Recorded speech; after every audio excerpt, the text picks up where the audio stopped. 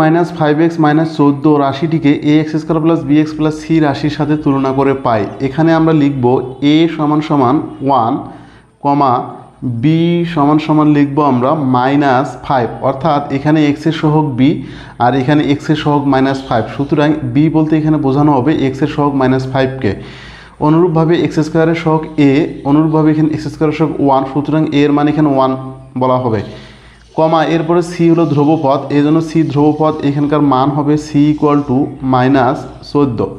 এখন আমরা বাইর করব অতএব দিয়ে b স্কোয়ার -4ac এই মান যদি 0-র সাথে বড় হয় তাহলে রাশিটা বাস্তব এবং মৌলিক রাশি হবে না।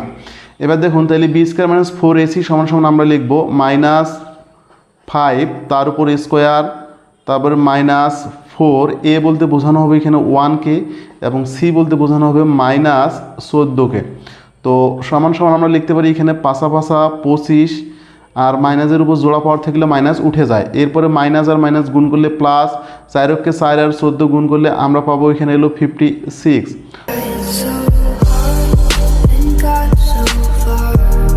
তো এটাকে যদি আমরা যোগ করি তাহলে আমরা পাবো হলো এখানে 81।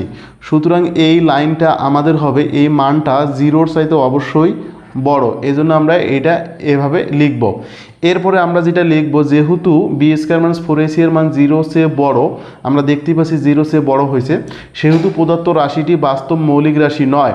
সুতরাং প্রদত্ত রাশিটির বাস্তব উৎপাদক বিদ্যমান। এখন আমরা x² -5x -14 এই রাশিটার আমরা উৎপাদকে বিশ্লেষণ করব।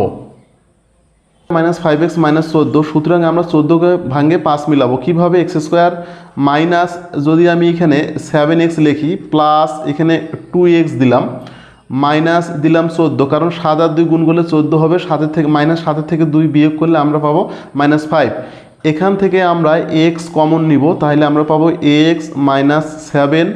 এখান থেকে আমরা +2 কমন নেব, তাহলে আমরা পাবো ax -7 × 14, মানে এখানে x -7 পাবো। এবার দেখেন, পুরা রাশি থেকে যদি আমরা x -7 কমন নেই, তার মানে আমরা কী পাচ্ছি? তাহলে যেটা কমন নেব এটা বাদ হয়ে যাবে, তখন কী পাবো? x -7 তো কমনে বাদ হয়ে গেছে, তখন আমরা পাচ্ছি x + 2। সুতরাং এই প্রশ্নের অ্যান্সার এটাই হবে।